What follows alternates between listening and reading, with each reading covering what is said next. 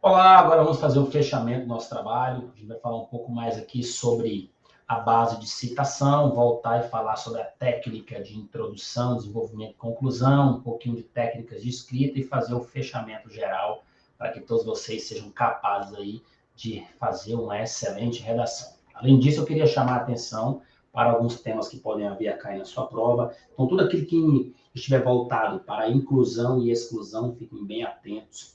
Autismo, a questão do etarismo, respeito aos idosos, fiquem atentos ao combate à fome no Brasil, fiquem muito ligados aí à questão do meio ambiente, o papel do Brasil frente às mudanças climáticas, fique muito ligado aí em relação à questão aí dos impactos da inteligência artificial para a nossa sociedade, ou seja, a substituição do trabalho pelas máquinas, a questão vinculada aos impactos realmente do que essas novas tecnologias estão trazendo para a cabeça do ser humano. Tudo isso é muito bem-vindo nas provas. Fique muito ligado mesmo à questão da desigualdade de gênero, da questão do papel da mulher na política. Essa linha também ela é muito forte. Combate ao feminicídio, combate ao racismo no esporte. Então, tudo isso aí são possíveis temas. A garantia da democracia, aquele ataque no começo do ano ao plano piloto, ele pode ser uma pauta para ser discutida sobre a importância da democracia na construção de uma sociedade livre, justa e solidária. Tudo isso aí pode vir a cair, maus tratos a animais. Então, são vários os temas, são várias as possibilidades, e é bom você ficar atento a todos eles, começar a pensar nos repertórios que vão ser utilizados para, na hora da prova, você conseguir atingir essa nota máxima, tá bom? Então, vou partir para o quadro aqui agora, vou falar de alguns autores, vou falar de algumas ideias, algumas causas que podem vir a cair na sua prova, para que você fique muito atento e saiba como resolver na hora de fundamentar as suas ideias. Perfeito? Acompanha comigo.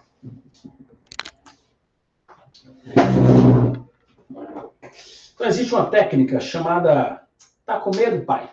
Como assim tá com medo, pai? Como diz o baiano, né? A expressão medo, pai,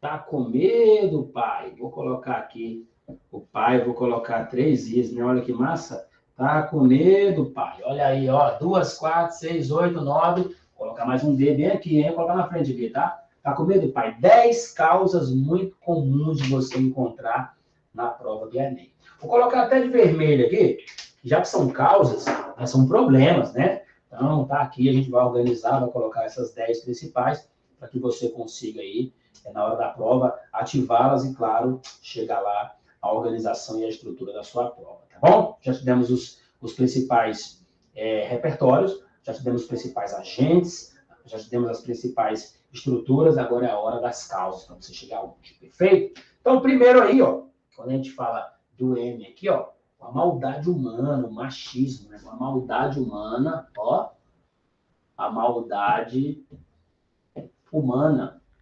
A maldade humana é utilizada aí em várias bases, né? Por exemplo, trabalho análogo à escravidão, ou seja, o feminicídio, isso é uma maldade humana, a pessoa tratar a outra como uma coisa, como um objeto, tratar o ser humano como um animal, maldade humana, e além disso ela é muito utilizada, muito discutida, porque quando a pessoa ativa a maldade humana, ela já tem quem ela vai citar. Você tem Hannah Arendt, que é uma expoente pensadora alemã, que vai falar da banalização do mal. Você tem Machado de Assis, que vai falar na questão do homem ser invejoso, do homem ser maldoso.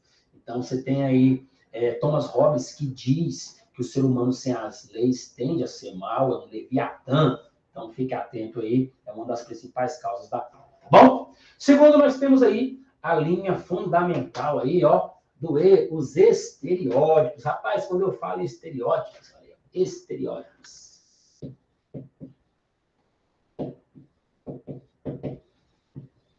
Os estereótipos, eles são muito comuns, né? A gente chama esse trem de antigos pensamentos, né? Pensamentos antigos. Vou pôr aqui, ó. Pensamentos antigos. Pensamentos antigos. Ou seja, não se pode conceber a questão de noção de superioridade, de um ser humano querer se achar melhor do que outro, essa intolerância que existe aí, né? A intolerância muito comum, tá bem aqui, ó, a intolerância, né? A intolerância não pode existir, não é? A intolerância é uma das causas que levam a isso. E quando eu falo de intolerância, é a questão dos estereótipos, dos preconceitos, eu vou lembrar de quem? Eu vou lembrar de John Locke, que diz que onde não há lei, não há liberdade, e aí essa intolerância aqui é o desrespeito à lei, como diz Voltaire, ele vai pontuar claramente quando ele diz assim, que preconceito é opinião sem conhecimento. O grande Albert Einstein, físico alemão, ele vai dizer que é mais fácil desintegrar um átomo do que romper um preconceito, acabar com um preconceito. Então, isso é muito bem-vindo para a gente lembrar que é uma boa citação para a prova, tá bom? Além disso, nós temos aqui as chamadas desigualdades, né? As desigualdades. As desigualdades são palco para diversos problemas. Nós temos a discriminação também, né? A discriminação, olha aí, tá aí, ó, tá vinculado a pensamentos antigos. E aí, quando eu uso as desigualdades, ó, a desigualdade social, por exemplo, aí, ela acarreta diversos outros problemas. Violência urbana, tráfico de drogas. Então, as desigualdades, em geral, desigualdades até de homem para com a mulher, já é um problema na sociedade. Então, essas desigualdades e a discriminação, elas tentam ser combatidas. Sempre que eu falar desigualdade e discriminação, você vai lembrar para mim, basicamente, da nossa Constituição Federal, do artigo 3º. Quando eu falar no artigo 3º, você vai lembrar de quê?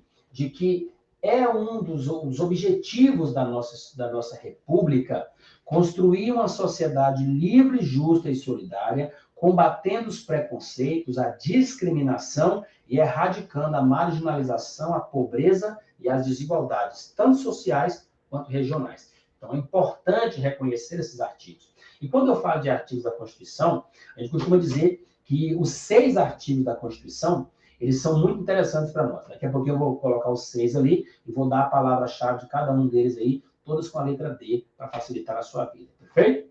Então, com O, a gente tem aqui a omissão do Estado, né? A gente tem a omissão estatal. E essa omissão estatal, ou seja, do Estado, a omissão do Estado, vou colocar aqui bonitinho, para você lembrar para mim, essa omissão do Estado, ela se dá, basicamente, porque há uma prerrogativa muito grande de que se o Estado é o promotor de bem-estar social, como, por que esse Estado comete tantas falhas? A débil ação do Estado. E sempre que o Estado falhar, a gente vai lembrar que a sociedade tende a pagar. Perfeito? E aí, sempre que o Estado falhar, você vai lembrar daqueles 3 cidadãos, né? Locke, Hobbes e Rousseau. Eu tenho aqui os pensamentos antigos, né? Os que estão ali em cima já, né? Os pensamentos antigos ali. Mas eu tenho aqui ainda, como sendo uma das bases, os preconceitos, né? Os preconceitos. Os preconceitos são terríveis. E aí, como diz Voltaire, né? Preconceito é opinião sem conhecimento, é mais fácil romper, é mais fácil desintegrar um átomo do que a gente conseguir acabar com o preconceito. Então, esses pensamentos são muito bem vinculados, essas bases aí, elas têm que ser entendidas. Então, sempre que eu falar de causas na redação, pensou a causa, já tem que pensar quem? A citação. Já tem que pensar a fundamentação lógica disso. Então, com A gente tem a alienação. A alienação social, ela é criada hoje principalmente pela indústria midiática. E essa alienação, ela é constatada por profissionais aí, como o Theodor Adorno, que vai falar essa cultura criada para ser seguida. A própria escola de Frankfurt vai falar disso também. Então, nós precisamos entender que, ao pegar a causa, ao pegar a consequência, a entender a solução, tem que também vincular a citação. Porque sem o vínculo da citação, a nota cai e cai muito. Tá bom? E aí, quando eu falo dos 2 Is, não é? Nós temos a chamada invisibilidade social, ou seja, a invisibilidade social, ela é discutida no Brasil pelo grande autor da obra Vidas Secas, Graciliano Ramos, o maior representante da invisibilidade social, nada mais é do que Fabiano. Fabiano é um homem sem educação formal, é um homem que sequer deu nome aos próprios filhos. Você pode ver que na própria obra Vidas Secas, que é uma obra modernista que usa a técnica do romance desmontado, ele coloca lá os dois filhos dele, com o filho mais velho e o filho mais novo, que demonstra a desumanização do ser humano. E se eu for pegar, por exemplo, a invisibilidade social, nós temos como representante lá fora Simone de Beauvoir, que é uma expoente pensadora que fala das causas feministas, que fala da causa da igualdade entre homem e mulher, combate a desigualdade de gênero, e ainda tem um detalhe muito grande. Quando ela fala de invisibilidade social, ela fala de grupos marginalizados, minorias que são desassistidas pela sociedade. E ela, durante muito tempo, conviveu com um grande filósofo existencialista, foi companheira dele, Jean-Paul Sartre, aquele que vai dizer que a violência, seja qual for a maneira como ela se manifesta, é sempre uma derrota. Então, Jean-Paul Sartre, ele fala que as minorias são oprimidas, elas não têm muitas oportunidades, elas são caladas, inclusive, pela violência urbana. Ou seja, a gente precisa entender que essa invisibilidade ela é causada por opressão, por medo, muitas vezes. O próprio medo, ele está bem aqui em cima, ele está vinculado à maldade humana. Ou seja, tá essa linha aí, tá? No I aqui, né? A ineficácia, não é? A inoperância, tudo isso aqui, a ineficácia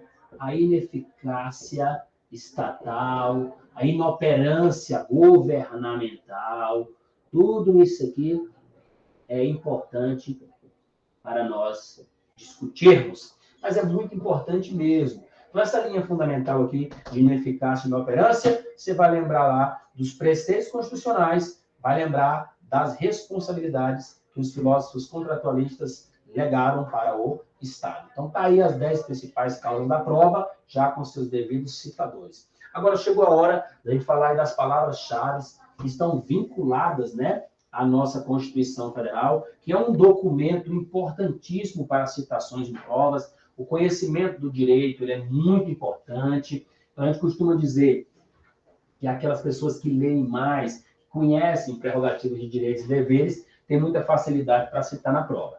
E aí, para tentar melhorar aí a sua vida, a gente vai colocar aqui os artigos da CF, né, a nossa Constituição Federal, de 1988. Essa Constituição aqui, ela é chamada de Carta Magna ou Constituição Cidadã. Então, essa Constituição aqui, ela tem preceitos aí da Declaração dos Direitos do Homem e do Cidadão, e temos também a Declaração Universal dos Direitos Humanos. Então, essa Constituição aí, ela tem como base palavras-chave aí, todas iniciadas aí com a letra D, todas com a letra D de delta, ou seja, eu vou tentar facilitar a sua vida agora utilizando essa técnica. Então, primeiro D aqui, D1, D2, D3, D4, D5 e D6. Está aí, ó. Todas têm palavras-chave. Ou seja, qual é a primeira palavra-chave que envolve, não é? Que envolve o primeiro artigo da nossa Constituição? É a palavra...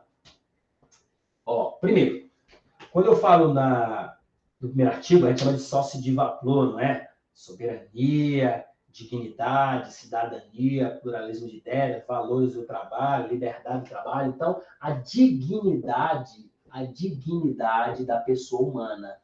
E por que foi assim, dignidade da pessoa humana? Porque ele quer chamar a atenção que a pessoa, em vínculo humano, não importa se é homem, se é mulher, se a pessoa não se identifica com o seu gênero, é um ser humano e tem que ser tratado como tal. Então, essa dignidade é a palavra-chave aqui, ó. Dignidade da pessoa humana. Olha aí. Dignidade da pessoa. Vou parar aqui. Tá bom? Beleza? Dignidade da pessoa. Agora, no 2, eu vou lembrar, porque a gente chama de divisão de poderes. Por que divisão de poderes? Vou lembrar da divisão dos poderes. E aí você entende essa divisão como sendo a harmonia entre os poderes. Os poderes da República servem para te proteger. Nós temos 3 poderes no Brasil. Executivo, representado pelos governadores, prefeitos e pelo presidente da República, que é o chefe de Estado. Nós temos o poder legislativo, representado, no caso aí, pelos senadores, deputados. E nós temos o poder judiciário, que é representada aí pela alta instância da justiça. Então, nós temos aí o STJ, o STF, lembrando que nós temos os três poderes de maneira harmônica, eles não podem um atropelar o outro, tá bom? Temos com D aqui, ó, o combate à discriminação, olha aí, discriminação, lembre-se disso, e desigualdade, né, como já falou, desigualdades. Tem que combater isso aqui, tá? Tem que combater isso aqui para construir uma sociedade livre, justa e solidária. Olha a prerrogativa da Revolução Francesa, né? Liberdade, igualdade e fraternidade. E aqui no D nós temos aqui o que a gente chama de direitos humanos, a prevalência dos direitos humanos. Agora aqui todos são direitos, né? Aqui são direitos humanos, a prevalência, o não ao terrorismo, o asilo político. Aqui nós temos os direitos naturais. Quando eu falo de direitos naturais, são direitos invioláveis. Como assim direitos invioláveis? Os direitos invioláveis são aqueles que você nasce com ele, não é? Ou seja, igualdade, liberdade, propriedade, segurança e vida, que são os preceitos dos filósofos contratualistas. E aí nós temos aqui, por fim, os chamados direitos sociais. E o que são direitos sociais? São aqueles que o Estado nos legou como sendo bom para melhorar a nossa vida. Quais são esses direitos? Vou começar pela ordem. Pode ser que eu misture algum deles. Observe. Educação, saúde, segurança, trabalho, transporte, lazer, moradia, alimentação, proteção à maternidade e à infância, assistência aos desamparados, além da previdência social. São os 11 direitos sociais legados pela nossa Constituição de 1988. Bom, essa é a nossa aula. Lembre-se lá das técnicas para a ortografia oficial, que eu passei mais cedo, né? Da regrazinha do hífen, diferente junta, igual separa, RS dobra. Fica de olho na parte de acentuação gráfica, de tomos abertos, no final da frase, mantiveram seu acento, constrói, destrói, lençóis, papéis, anéis, coronéis, no meio o acento sumiu, ideia, plateia, assembleia, joia, Troia, não existe mais.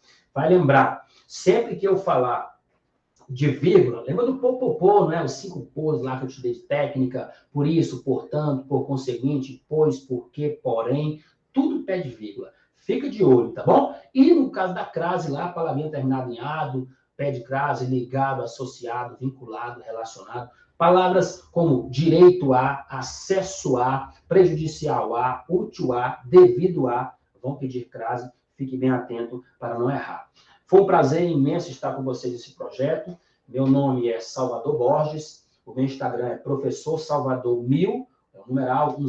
Quem quiser acompanhar nossas redes sociais com dicas aí de vestibulares, concursos públicos, Enem, vai ser um prazer recebê-los. Como eu me apresentei como deveria no começo, eu sou um dos professores que tem uma das maiores médias de redação do país e um exímio aprovador em concursos, colégios militares e em projetos de medicina. Segue a gente lá e firme e forte, foco nessa prova, faz a redação primeiro, nunca deixe para o final, ou no início ou meio da prova, e boa sorte para todos vocês.